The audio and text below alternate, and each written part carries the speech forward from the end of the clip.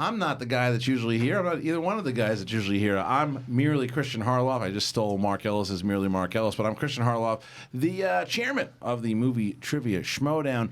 And this is a very interesting episode for me because if you're watching this, hopefully you're watching this when it's released, because on Saturday, May 18th in Houston at the Booker T Arena, we are going to be taking the Schmoedown to Houston, and in the main event, former friends turned bitter rivals, the team formerly known as Action, Ben the Boss Bateman, goes head-to-head with his former teammate and former best friend, dastardly Drew Ghai. And gentlemen, we are here to go through the history of Action and a few other things about how this all came to be.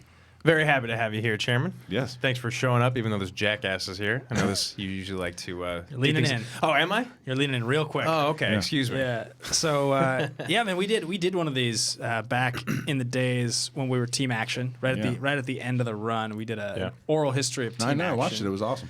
Yeah, and it actually literally aired the day that he put me through that coffee table. Yeah. That was the day that it happened. And so we've, Drew and I contractually are obligated to do shows together every week. Right. We have for a while. Right. So we've talked about it, but we haven't really done a formal deep dive on everything that's happened. Yeah. Yeah, So, especially with the puppet master himself here in the studio. Because that was you kind kind of of the fun created thing. this whole thing. Well, from that the was the fun beginning. thing what you guys said about this particular thing was just kind of like to see a little bit for your fans out there about kind of how the cookies were made, and how the whole thing kind of came to be, from the formation of the team to the characters to the just the surprise of how you guys kind of became this force in general, to embracing what the characters were, and then how we got to the table, how we got to Houston. There's a lot of fun things in there that I think a lot of people don't realize how it came to be. Yeah, absolutely. So if you guys, you may be hearing this or watching this as a video clip, the full show is actually going to be available on the Collider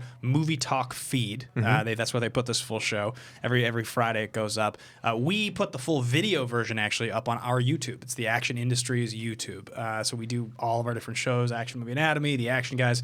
You can get the full show there, and that's the best place to find us and support. You can get that video literally the day it comes out on patreon.com/teamaction. Yeah. That's the best place to do it. So let's just crack into how this thing all started. Yeah, I actually want you to tell me. You said, you were like, do you remember the day that you first met me? And I was like, I think it was at the studio. He goes, no, I'm going to save it for when we're on air. Yes. So I would love to hear this. Well, the first thing, I know that Ben was coming around the matches to watch a lot of the matches, because obviously Roxy would come to the matches, and then there would be, he would just start to come to watch and to, he was just there. And I remember one time, because I had met Ben at parties and stuff with Rox. I think Knapsack's 40th man, the first time I actually met you. I think that was the first time I met you also, where we had met, kind of just talked for a little bit, but then he then started to make it known to me around the old studio that he wanted to start competing, and he's told this story a few times. I think I started asking him trivia questions. I asked him something about the Star Wars planet. You literally asked me the Bespin question. I just like I had my brain froze. I just didn't process the question properly. I would have known the answer, and I gave you the wrong answer. You're like, yeah, good luck, kid. Good luck, kid. And that's what I said. I was like, I like the moxie. It's cool. I mean, I'm gonna need some more teams down the line, so we'll see. But he kept coming to the matches, and I was like, that means a lot to me. Yeah. In general, when fans are doing that, or when people are doing that, it's like they really want to be there. It's the people who know it, understand it. Those are the ones I respond to. So Ben was doing that for a bit, and then it was Comic-Con, and we were at Comic-Con, and we're at this party or something, and you're like, "Hey, Kristian, I want to introduce you. This is the guy Andrew who I do the show with." And I was, "Yeah, I've seen your show." And you're like, "Yeah, what's your name?" And I go, "Kristian," and he's like, "This is Kristian Harloff. He runs the thing. It's nice to meet you." And I'm like. Who's this cocky little prick? I like him. and then it was a matter of I said I like because I watched your show. I would watch your show to see kind of what you would do. What a jackass. Yeah, and I saw the two of you guys, and you had good chemistry, and I'm like, these guys could be real good bad guys. You know when that was, by the way? Was it San Diego Comic-Con 2016? Drew and I had a massive, almost like a falling out. Really? Not really. I mean, that wasn't. I wouldn't, because obviously not really a falling out. Right. We had a big issue in our friendship that I think that summer we're kind of working through. Yeah, I think and so. That summer we were there at Comic-Con getting friggin' hammered at parties every night at so parties. we probably met you like very drunk. Yeah, I bet I was wasted. I would be unsurprised. It was probably like some NBC party or something like that. I don't remember where it was. Who knows? It was some party That's for sure. But amazing. you were like really excited, kind of coming up to me to be like, Yeah. I think it had to have been that summer. It could have been 2017 because we were already in you it. were already in the it league. was. Yeah, you were in the league. But it was amazing. it was leading into it. It was leading into it. And then I watched the matches. I watched the show, and I was like, yeah, these guys could be really good bad guys. So you thought that. See, because the way.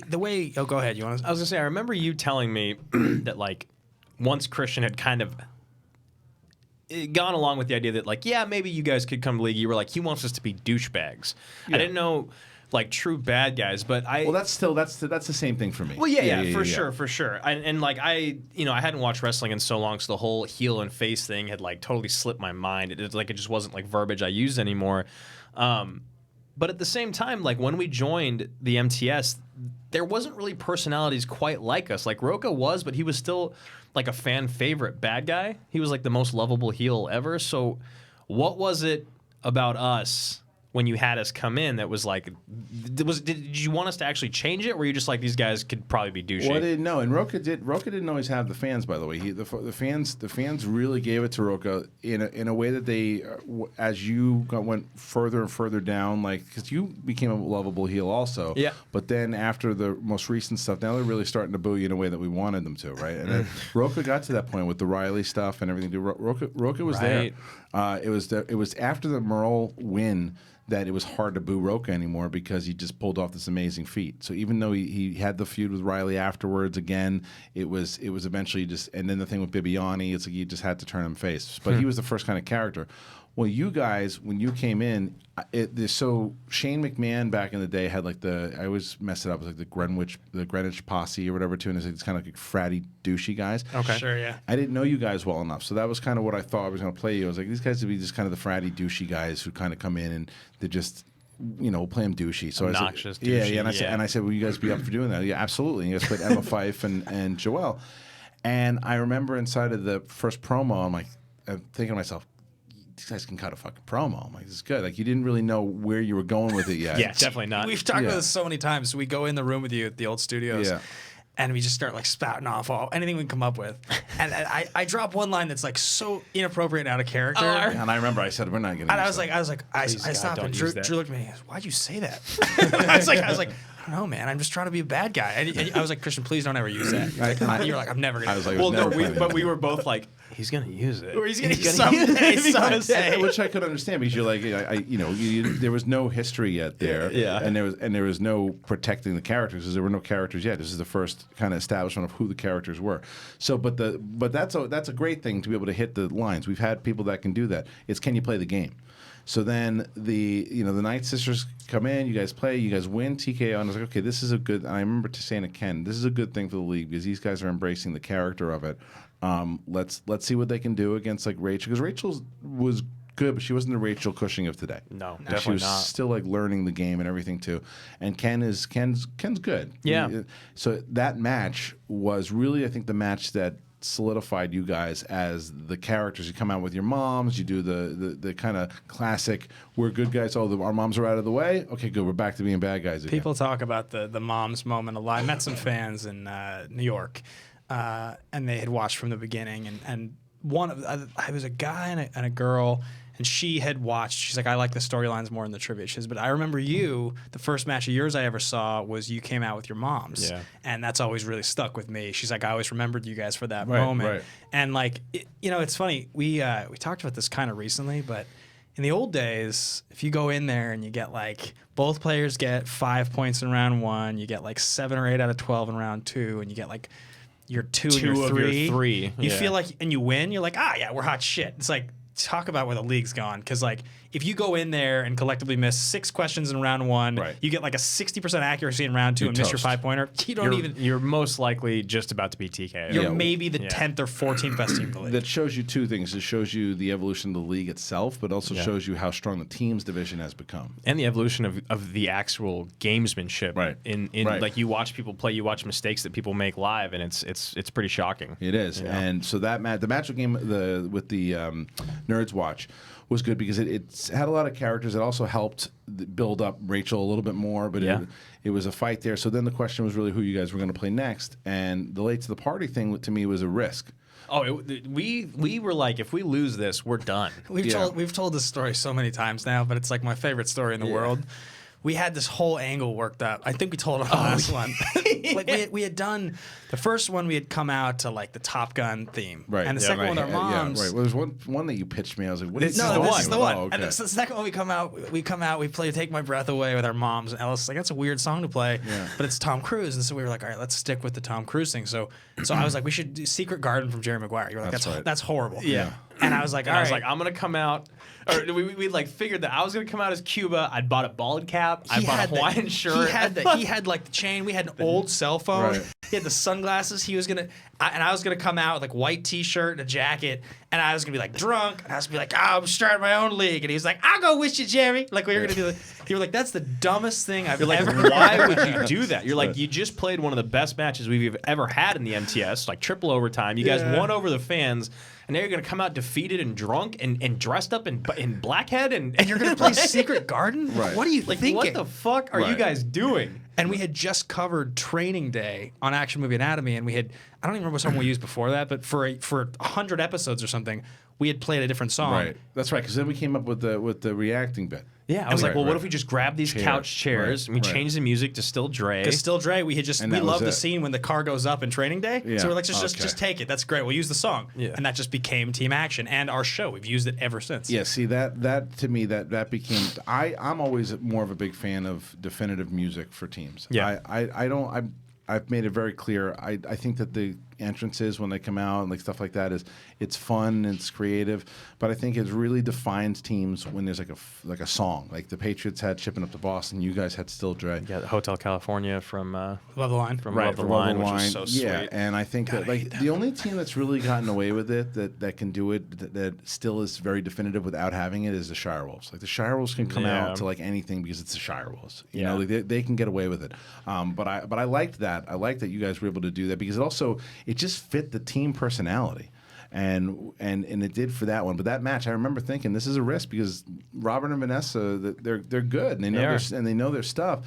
And it was also one of the things. Well, if Late to the Party wins, then that's the team I'm going to push. Yeah, that's where the wrestling promoter comes in on me. It's like, okay, if the boys win, I'm pushing these two heels, and we put them into the tournament, and they can see what they're going to do. But if Late to the Party wins, then I have two good guys, fans, and I'm just going to go through this fan angle. Did you want us to win? It wasn't a want, but it was a matter. It was a matter of it was good for the league. I knew it would be good for the league if you did, because either way it would have been good. Robert and Vanessa, because they remember that this was before Chance Ellison and Paul Oyama and all these people. Like they were the first fans. So fans coming in doing well, then that means that other people out there could do it. So they could have been the poster people to do it. And they also had a great match when they upset Critically Acclaimed. Yeah, in the first round of the tournament. We set the new teams record when we beat them. Right. Like, old days. So my question to you is, just to kind of build on that point for a second. Every fan recognizes there's a story aspect. Mm-hmm. There are storylines that you have in your mind that you think will work. And we've said this before, like this is not wrestling. The outcomes are not predetermined. Right. Do you ever go into matches sort of like, man, everything is riding on this? Like if this does, because obviously he's the example all time of everything riding on it, not working out. Yeah, and that's kind of resulted in a better story. Because and I've told him this many times. His match against Merle is the only match to where I said, I don't need a second alternative of what's going to happen. I said I don't need a second alternative of what's going to happen. If he wins, I'll figure it out. Right, because I was so sure that it was going to happen. That's why you see my face in the thing. Yeah. So when that happened, like I said to myself, from this day forward, I have to have. I mean, it worked out anyway because right away I knew, well, he's got to play Riley next, and then if he beats him, then he's got to play Roca next. I mean, that was just how it went. Do you remember round by round? Because I just rewatched it. You don't remember like between round 1 and 2? I remember watching the awning of Levine and Merle go up in flames. That's what I remember. You could just like picture it. Yeah, I remember thinking to myself that Dan was going to get a title shot if he beat Ghai coming back, and I would headline the next live event with Levine and Merle for the belt. and then it was it was like 80 gremlins got released into the theater and just tore it to pieces. It was amazing. Yeah. That room was so silent. Yeah, I loved it. But rewinding that, that turned you from like star to superstar. But the evolution of getting there through both you guys was the characters were there and the people did not like you. But you didn't get it wasn't the beloved team action thing. The action army wasn't really forming right away yet. Like Started the tournament, yeah. You were winning people over, right? It was the tournament that really because people just saw you as these douchey guys who talk shit, and then like, okay, fine. So you beat Late to the Party. You lost to Nerds Watch, and you beat the Night Sisters. So what do you got in you? Right. And it was that tournament. There was the tournament that really shifted it all up, beating Trek. Yeah, I remember. I mean, and we've gone beat by beat through the good times. So, and I don't want to dwell on them too much because I do want to talk a little bit about the more recent stuff. Yeah. But we ran through that tournament, and if you think about like the big seasons of Schmoedown, right, 4, 5, and 6, because I guess 3 is the first big season 'cause it's here, or at the old building. Right, 4, 5, and 6 feels like it's when the fully formed idea starts to take place. Yeah, exponentially growing every year. And I would say in season 4, if you were going to sort of rank the top 5, I don't know, icons or whatever, action was a top 5 thing, but Drew and Ben weren't yet. We weren't a thing yet in Team 4. Definitely. Team 5, I think we were both in the top 5, and I would say season 6, it's the same thing. Well, the tackle of Roca made you guys kind of go off on your own for a little bit because of the suspension, and then the focus was on you a little bit as a because. And I said this the other day on the show, like, and we can get into this a little bit later, whether there's an argument or not. When you guys were together towards the end of your run, you were looked at as like the star player as far as the two of you went. But when it started, I think it's pretty fair to say it's still there. But I mean, he has a worse record than I do, and he's never won on the big stage. So. And we'll get into all that. But when we first started, it was not the case. He was the star player. I remember the first 2 matches. Yeah, people thought he was better. Drew was carrying me. And I remember even so much that Robert from Late to the Party said it was. He called me the weak link in a promo. He called you the weak link. Yeah, I remember that. The first 2 matches, Drew was on fire, and you were not the player that you are today. There's just no doubt about it. And so that I remember that whole thing, how that came to be with the free for all, because Dan was supposed to play in the free for all. He was, and he's talked about it. He's been pretty public about it, that he had a passing in his family and he couldn't make it. So what I had then said was, okay, it was the day of the free for all, and I walked up to Drew and I said, you gotta come in and dance music and just pretend you, because it's like because everyone here thinks he's gonna be here. They still think he's gonna be here. Why don't you just pretend you're him and walk in? What's so funny scare about everybody. this is that, like, I was like, okay, that sounds fun, and I really hope that I win because I'm coming in so late so that Team Action can get a title shot. Right. That was what I wanted out of this, which is hilarious now. It was funny, and then so when then that just evolved into, because if you look at all the reactions to when he came in from the fans, like it was one of the biggest moments. And then I was like, well, you can't stop it here. Right. I was like, we just can't stop it here. We got to keep going with it. I think if you talk about the moments for each, you talk about action and the moments for us, like, I think that's the dastardly moment that starts. Yeah. Beating Dan's the moment. Like that's like you become a superstar. Yeah. And like most players have that moment. One way or another. I think the older players, like I think you guys from the original generation, most of you guys don't because it didn't exist yet. Like there wasn't a moment that turned like Riley into a superstar. He won the tournament. He won the first tournament. He just was like there winning. from the beginning. Yeah. Like all you guys were. So it's like every single person from that first generation almost just gets like grandfathered into being a star because the whole show's based around you guys. Well, you still have to win because there are a lot of people that were in that tournament you never heard of. Like got forgotten about. Naveed McEllargy. He's a friend of mine. I know him, but no one remembers Naveed. It's like the kid, not the kid we have now, the first kid. He played up against JT and almost beat him. Have you watched any of those old AfterBuzz matches? The ones in there? Yeah. I think I've seen maybe 2 or 3. They're available on Schmoedown Classic on audio. Really? Yeah, you can go to the Schmoedown Classic feed, and they have seasons 1 and 2, and 3's going up there now too. I think when I first joined, I went back and like watched almost every match. Many matches. Yeah. Like I mean, when we got in the league, there was season 3 at Collider. And then there was only the AfterBuzz matches. Right. So we had a season to watch, and then there was I would just like, because the old ones, the production value is not what it is now. So I would just listen. I'd put it on the front seat of my car and just listen. Right. Just to kind of get a sense of like, try to learn the game. But the game's also totally different. It's almost useless to try to learn the game from that because like, there's no more Ask a Schmo. The soundtrack thing's gone. Right. The structure of round 1's gone. Right. most of the things that Well, existed. the final round was all betting. 1, 3, 5. Yeah. Right. So 1 through 5 didn't come. Yeah, that came about right before season 3 started. I remember we needed a new round because there were so many complaints about the betting round being the final thing because it just wasn't fair. So I remember calling Ellis and I said, I got an idea. What if we just throw numbers into like a hat or just pick like 20 numbers and then you just pick it. And the first one we were worth like 1 point, second one we were worth 3, and then the third one 5.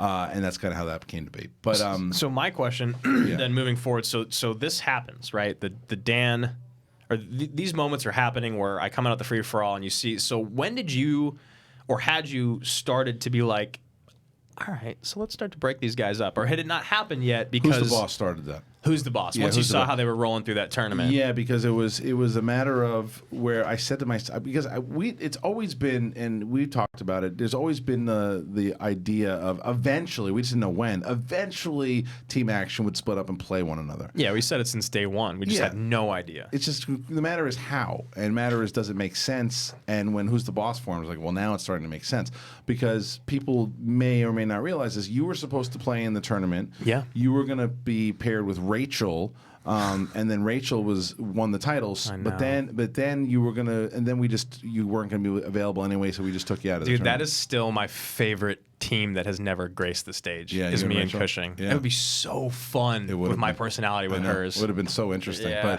And then it was going to be McWeeny and Clark, but that just never came to be. Jesus I know, Christ. I know. Also a crazy Yeah. team. Also crazy team. So when you were out of the tournament then, and then it took you out of the spotlight for a bit. Yep. And that also at that, because you just had your whole run, you were it was funny because I remember talking about this with Ben. After you beat Dan, the spotlight was bright, was just shining right on you. Then it's like, boom, now you got to beat Riley. And you beat Riley. Then it was just like, okay, this guy's got a chance to play the title. And then when you faced Roca, your biggest rival of all time, and then after that, Roca wins, and it's like, okay, now there's a little bit of ice. You know, the ice is cooled, and then the spotlight then shines over to Ben. And now it's okay. Now Ben is in this Anarchy tournament because the funny thing is, and I don't know if Riley's ever told you this. This is actually a funny story to tell. When we were going through for Anarchy, as we were putting the teams together for the tournament, I was going through them and matching them together, and it was my old office, and I go to Riley. I go, Riley, I love this. what about Ben? Nah. and then I was like, all right. So then I'm going through other ones, and then like after about a half an hour, he goes, I've been thinking about it. Yeah, Ben works. Ben works. And I was like, you want to? Yeah. He's like, yeah. I don't. Ben. I'm like, all right. So then I'm putting together the teams. I was like, that'll work. And then So then Who's the Boss got formed that way because Riley. Did you know that Riley initially said no? No, I didn't think so because I saw him at a party July probably last year. Yeah, July last year, right after I think the announcement had happened like a week or two before. In fact, they might not have even happened. He might have just known right before they happened. And he was like, "Hey, I heard, buddy. I'm just gonna be you and me. It's a good team. You know, I'm real excited." And I was like, "I think we can do this thing." He's like, "I think we can do it too." That's why he was excited because he came back a half an hour later because he really thought about it and came back in. But like the reason why a lot of those teams were put together was because it was supposed to be match up these people that just shouldn't get along character-wise, right? And it's like Bibiani and Nost was great. Yeah. JTE and Lon was phenomenal. Yeah. It's just JT has his injury, right? Yeah. But that's why everybody, a lot of fans, I'd say 50% of the fans yelled at me about Anarchy. Why are you breaking up all the teams? I loved the idea. Anarchy shaped the team division to what we have now. Without Anarchy, the team division is not as strong, not even close. You got the Paddington 2, you got, so Inky and the Brain, you got Who's the Boss, you've got all... Who's the Boss, the Odd Couple, Evil Geniuses, all these teams are great. It was the best thing that we ever did. And inside of that, the spotlight starts to become, because Ben and Riley didn't just win, they were kicking the shit out of everybody. Yeah, they were rolling. Yeah. I also remember just before you go down that road, Kalinowski was pushed really hard last year. Totally. Really, really hard. He was the lead story. And you and Kalinowski were the most active people in the Facebook group. Yeah. So the friction, because Dastardly was going, and Kalinowski was unabashed. He would go after people. He was, I mean, sometimes it would just be like, is he playing a character? Is he mad? Is he just getting out his anger? What is this guy doing? And so there would always be this like friction with the two of you guys. So because he and Corruption and Anarchy were all being pushed at the same time, I remember you just being like, this is stupid. Yeah. This whole thing's stupid. I was like, fuck this. Yeah, I was so Kalinowski's annoyed. stupid. Corruption's stupid. I want nothing to do with it. Like when I found out Yeah. that you were gonna reveal him as being a puppet the whole time, I was like, I had never been happier. I used a couple quotes from that Dan match started re-popping up in my life.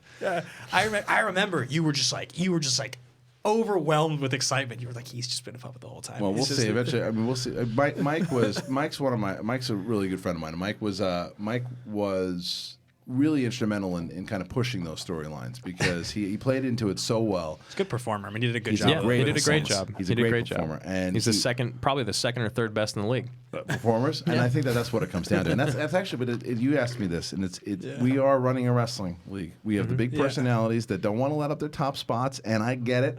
It's like when I'm the top dog, and whether it's in character, whether it's the tournament, you want to keep your top spot. I mean, look at Smets. Smets is a warrior. This guy's 3-0 already, kicking faces, and every Intergeekdom player, Cushing and Kalinowski included, are looking over their shoulder right now. You do know who Smets has based his entire career off of, don't you? Is it you? It's us. Oh, Action? It's all Action.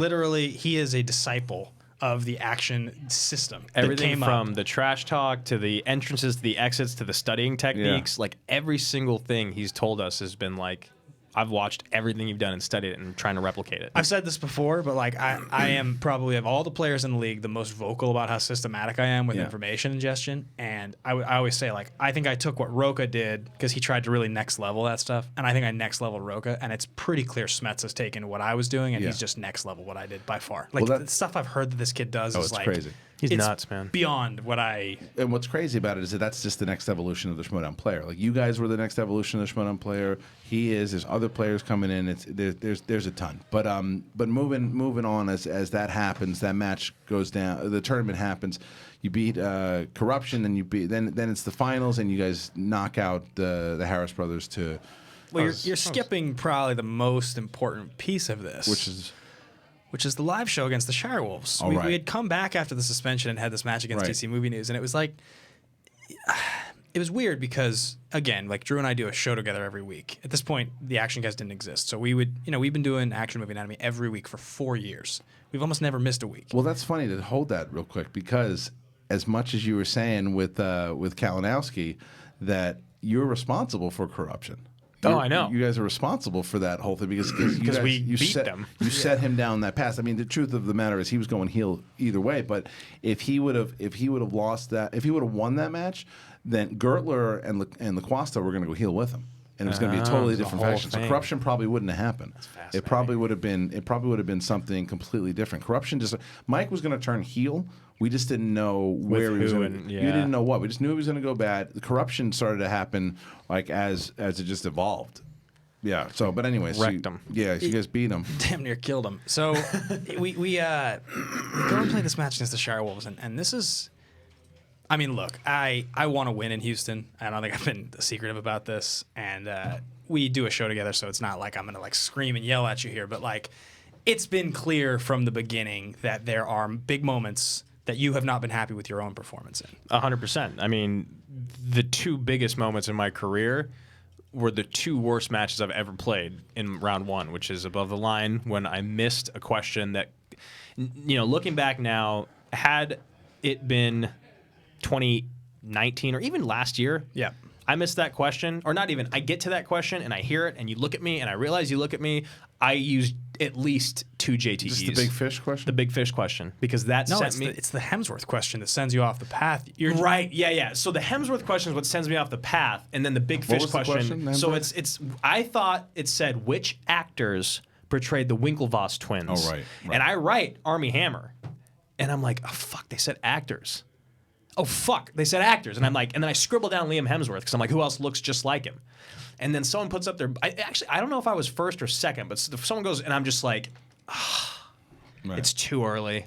It's too early for this, man. Like, what just happened? Right. And then I think the next question is either the Mila Kunis or the big fish question, and then At that point, I'm just gone. And they're easy. It's like who played the girlfriend in Ted. Right, Yep. right. And So I've never your- even seen your Big brain was Fish. just mush at that point. It was. I was just so upset with myself, and then it was like in Big Fish. It was like Tim Burton directs.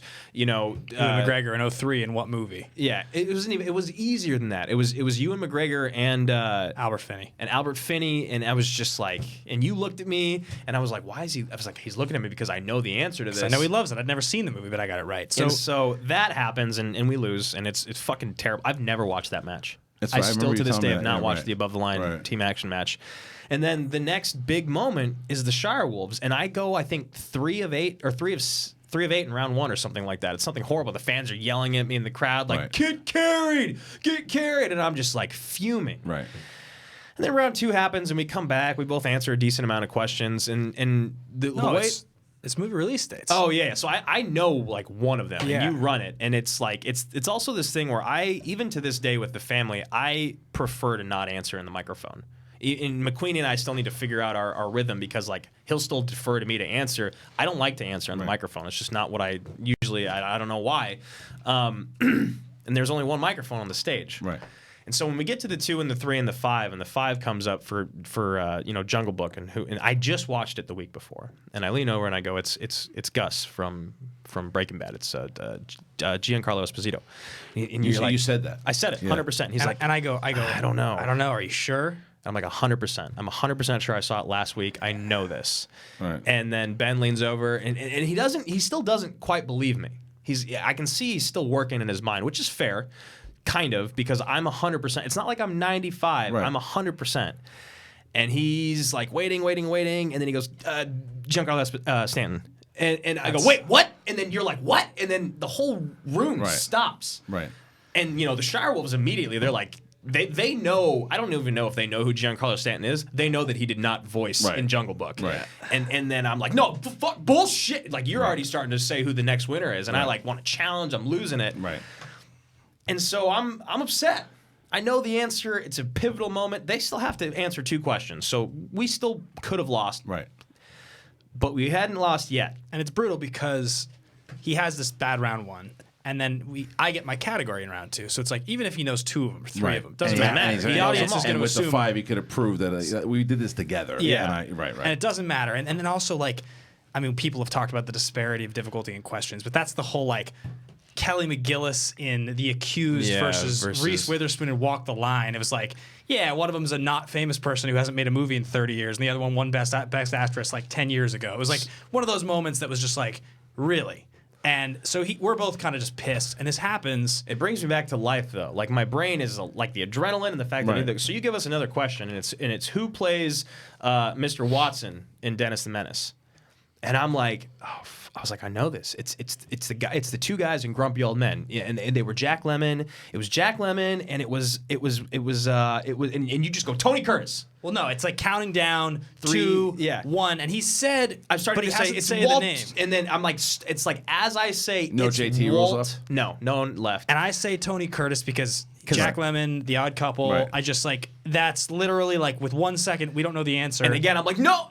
And it's just, at that point, it's over. We know it's over. 0.4 seconds later, he says Walter Matthau, before you guys reveal it. Right. He Yep. gets it a half a second after you say, and Yeah, I remember he says it in the microphone. Yeah. Right. And that led and we'll talk about that a little bit too, because there was a big argument about it too, about what had happened and reason with the Stanton thing anyway, and rules have been changed since that because of that particular thing. It's like the way that it went down. You said Stanton match should have been over, but then the what happened and all that. But the thing was, everybody was heated because of it, because it was a big match, and because it led to a title shot. And this was also like, was this the second live event ever? It was the second live event, and so, and that was when we also had this. That was the big reveal of the Horseman coming out too. So, and the thing is that should be said about Drew, because Drew was heated. Drew was really heated. I was that night. Christian and I kind of got into it backstage because I was really upset. We were both very set in what had happened, and like.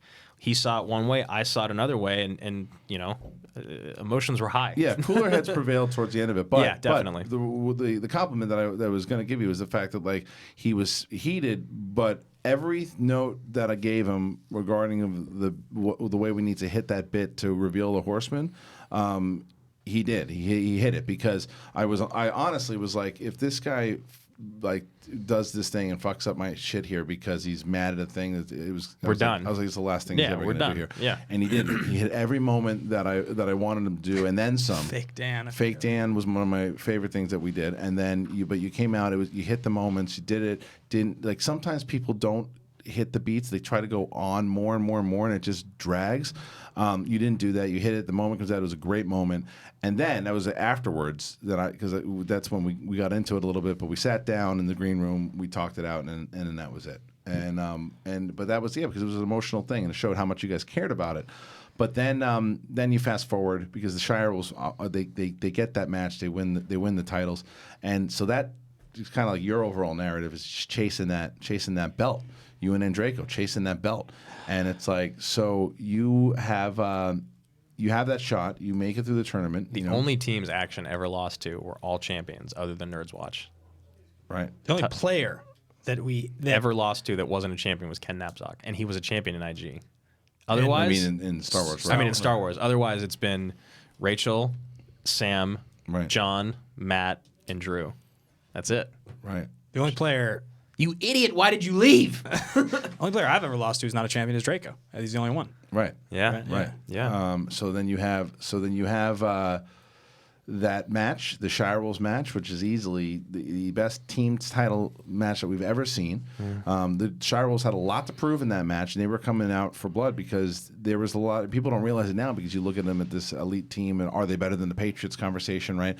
But at that time going into it, it was, are they a paper team? They beat Brienne and because there was all Brian. that bullshit going on about like their matches were fixed. They had an easy rose to the title and all that, and it was like, can they prove it? And I know still people don't give a ton of credit to Action, which I have no idea why they don't. But that was definitely like they're just so good. I mean, their first match was a fake win, like the one that you and Drew had. I don't understand. I don't know why you say fake. I don't know what this means. I mean, I played with my teammate, and you brought in. I played with Dagnino, and you replaced Burnett. Yeah, I don't think either. I got to be honest. I don't think either win was a fake win. I think both.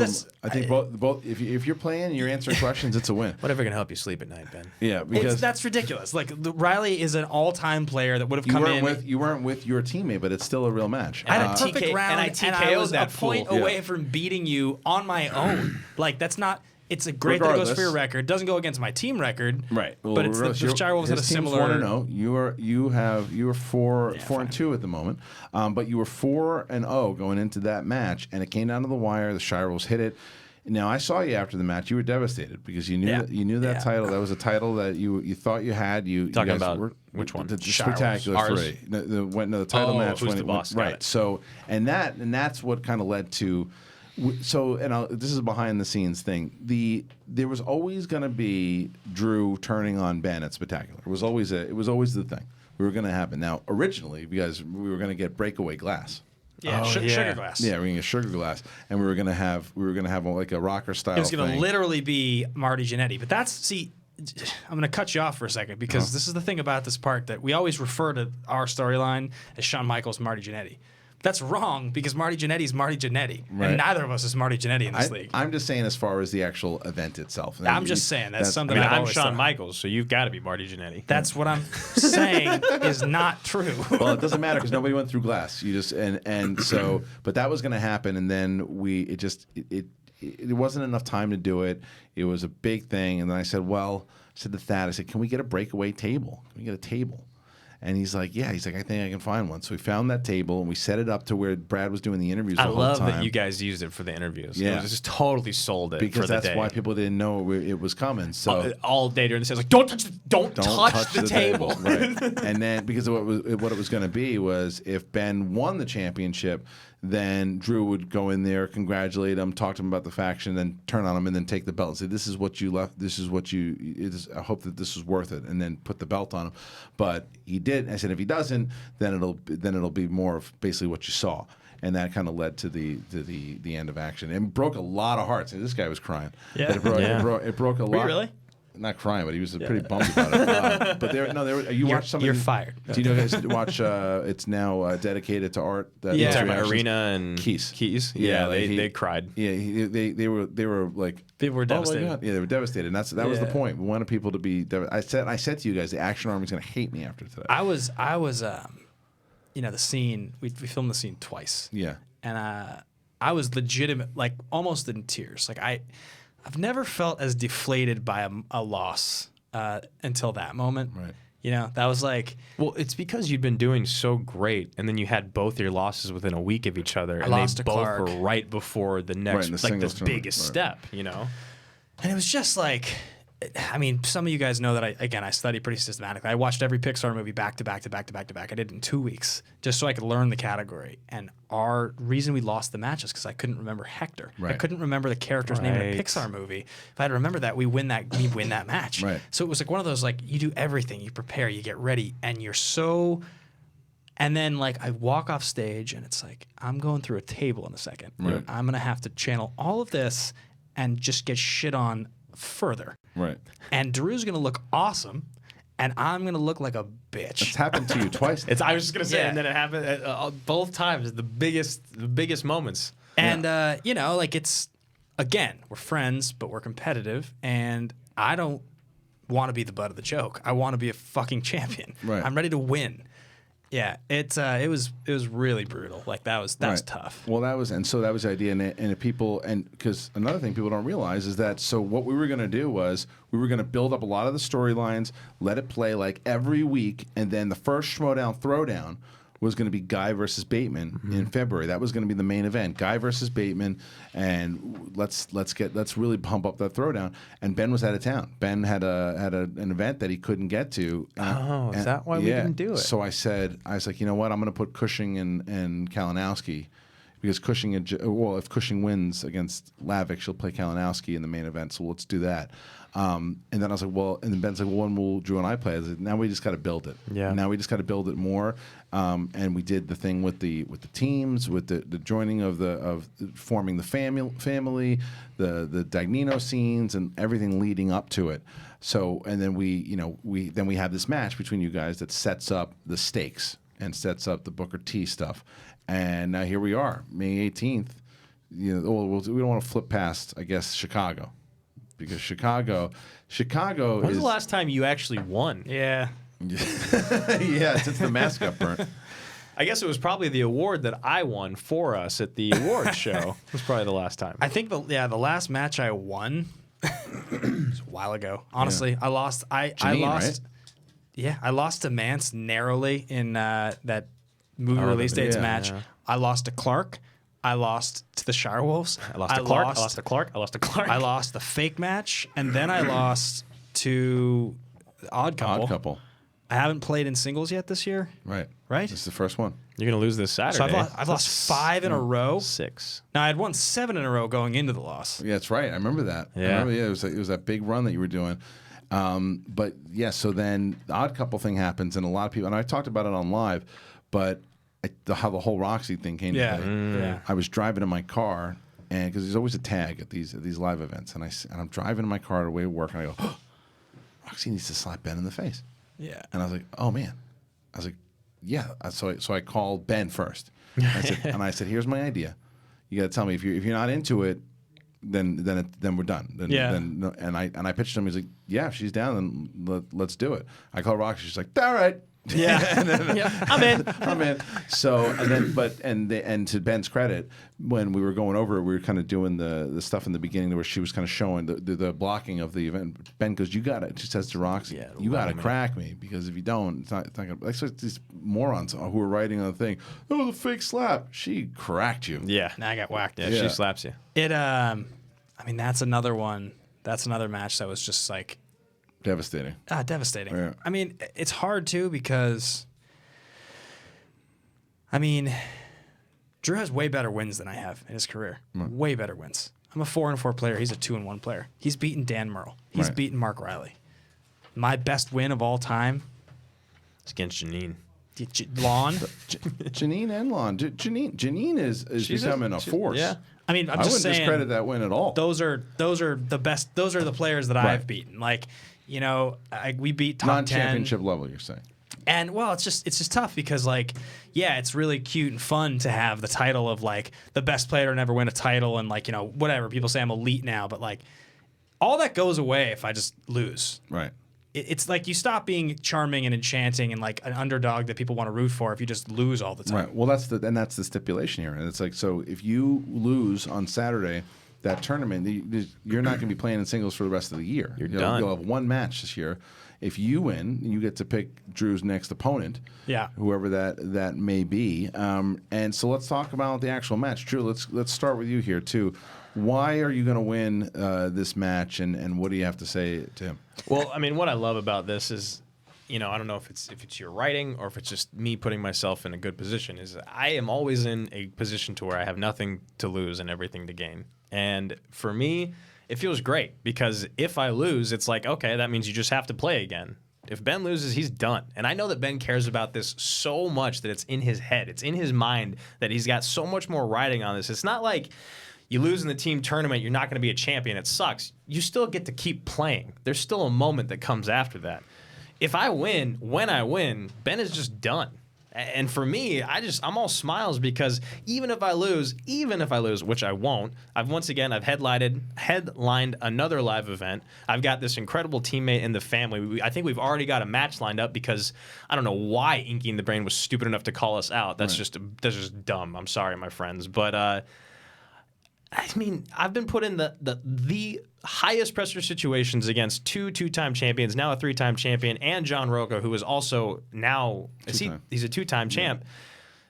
And it's fine. I've only lost to champions. That's it. I've only lost to people that have carried a belt, and Ben's only taken pictures next to belts. So for me, I'm fine with that. Ben? It's cute. Thank you. You're not gonna get in my head. So See, you're turning red. The reason I'm gonna win is because I'm a better player. And at a certain point, Better players don't lose 7 in a row, dude. Averages. I have not lost 7 in a row. At a certain point, averages bear out, man. I know what you know. I know what you don't know. Mm-hmm. I know everything that's inside your head that you could possibly pull in a match. I've always been a better player. Except for things like Bangarang and, what happens at the end of Snatch and, the love bug and how Santa Claus dies at the, all these things that you haven't known. That's fine. I know the reason I'm going to win. Because you have to? In the biggest moments, when you and I have been on stage at the same time, all you do is blow it. And we literally just had a 20-minute segment about how all you did was blow it in the live event against the Shirewolves. I'll take responsibility for saying the one wrong line, but that's not going to help you get better than 3 points in round 1. A moment that you didn't know the answer. As long as we talk about what's on the surface level of movies, you're fine because you don't actually watch movies. You're just a person that studies movies. You have to actually love film to be good at this and to win a belt. You're just the same way you were with basketball. You just fake it, man. You just read books and act like you know what you're talking about. I'm sorry, but this is the Movie Trivia Schmoedown. It's also things that happen inside of movies, not just what's on the box cover. I watch plenty of movies. I don't need to argue with you. It's not. What was that guy's name in? What was that guy's name in that Pixar movie? God, what was that guy's name? Was it Hector? Fine. So to answer your question, Kristian. Right. So let me ask you this though, because this is what he does. This is what he does. I mean, I'm aware, and he does, I've and he does there. it well. Yeah. And the thing is, he's been able to do it against people that he hasn't had a lot of ammo with because he's been, but he just finds a way. He's known you for a long time. He knows what makes you tick. And the other thing, again, whether or not there's 2 things here that I got to ask you about this Booker T relationship you got now. Yeah. I was surprised to see that Booker is. I thought Booker was going to say when he said that I'm taking the person that I believe has been loyal to his friend and I'm backing Andrew Ghai. I thought he was going to say Ben, and then he makes this call that there's no managers allowed there, so you can't have Drew there, you can't have I never wanted anyone there. That's what he said. So it's a one-on-one match, and no one. So tell me about this relationship with Booker T. Well, because again, I mean, Ben's sitting here trying to huff and puff and act like he's all tough, but I'm huffing and puffing. He's scared. And that's why he wanted everyone there. He specifically asks Booker, he's like, Kristian, Booker, we need to have a conference call. We need to get this set. I need to have who's the boss. I need to have my whole faction in Houston. And I'm like, why? Why would we possibly need other people there? This is a one-on-one match. It's Doesn't about a matter who else show. is there. You want to put on a show. You want to bring your people. I think we owe it to the league. We owe it to the fans. I know that you've been carried charismatically by your teammates since the moment you've joined the league, but I'm more than happy to put on a show by myself for the fans in Houston. And I can do that, just as Booker has done for his entire career. He knows he can be a champion in singles. He can be a champion in teams. It's about putting on a show, and I am going to give the fans the show that they want by myself, because that's what it is. It's a singles match. If this was Who's the Boss versus the Family, I would encourage you to bring Riley because he's your teammate. Look, man, we don't need to ignore kayfabe and get into it right here. I don't need to do that. Are you getting upset? 'Cause it No, feels like I'm you're not getting upset. We have to tape another show after this. I don't want to be all pissed off. Why don't you just chill out, answer the question, stop going at me. It's not necessary. I did answer the question. That was the answer to the question. All right. Well, listen. So you have any thoughts on the fact that Booker T has indeed endorsed Andrew Ghai? Yeah, he's making a mistake, Right. and I don't know. You respect Booker T very much. I mean, I respected him more before he pulled it for Andrew. Right. I mean, I know the man's a 6-time champ. You just don't understand why. Yes, I'm very appreciative that Booker is hosting the Schmoedown. I think that's a smart decision. And I think that when I have not met Booker. I know, Drew, I don't know what you've done with Booker. But when I meet Booker, I'm sure I will make an impression on Booker. And I'm excited to talk to Booker and get to know the guy. Because I think... Right. You'll have a chance. You're going on ESPN. You're going to be on ESPN. Yeah, but we're going I guess on this will ESPN. air already by the time you can probably check that out. That interview, the two of those guys will be on Booker Show Hall of Fame on ESPN in Houston. But yeah, it's so. Final thoughts here. Let's get final thoughts on what we think is going to go down. Because if you do win this match, because it sets you up, because the winner of this match will play the winner of Janine the Machine and Mike Kalinowski, which would be very interesting for you, because I know you definitely want a piece of Mike Kalinowski if he wins, or Janine, who you've never faced before. I love Janine. She's been a member of the Action Army since day one, so it'll be interesting. So tell me about it, Drew. If you win, and it would be very interesting to get to that path to where you could eventually play Dan Murrell for that title. Yeah, I think when I win, I will be on the path to playing Dan, and I think I'll probably come out to maybe all your music, just since no one else will get to hear it for so long. It'd be Dan's so nice. never going to play you because you're a clown. Dan's never going to play me because he's scared, just like you are, for the same thing to happen. Do you even want, do you actually care? Because I know you want to win. I know you want to look like a hotshot. You don't actually care about winning. This doesn't mean to you what it means to me. Always cared about winning. That's what you don't understand. I can do both. I can care about winning and entertain. You just care about winning and you forget about the fans. I forget about the fans? 100%. Do you think there has been things from the fans that say, though, that you haven't shown up in the live events, that you get inside your own head because it's been harder for you in the live events? That's true.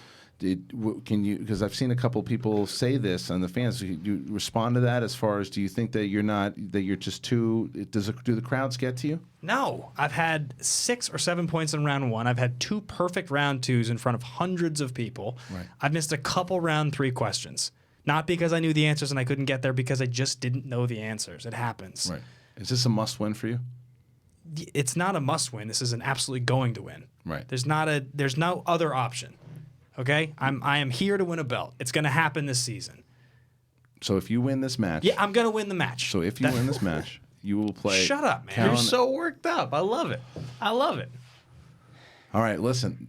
The stage is set, ladies and gentlemen. It is May 18th. Now, if you can't be there live in Houston to watch it at the Booker T World Gym Arena, if you can, the SchmoedownLive.com, get those tickets. Now, if you can't, the streaming purchase is also available at the SchmoedownLive.com, 7 p.m. 7 p.m. So make sure, and it'll be available for 48 hours. It'll be available for 48 hours. You don't want to hear about this on the Facebook group. You don't want to hear about this on Twitter. You want to watch it as it happens so you can find out as the Action Army explodes. Dastardly Drew Ghai going up against Ben the Boss Bateman. Everything on the line. Gentlemen, it was a pleasure. Good luck. Good luck. Thank you, Chairman.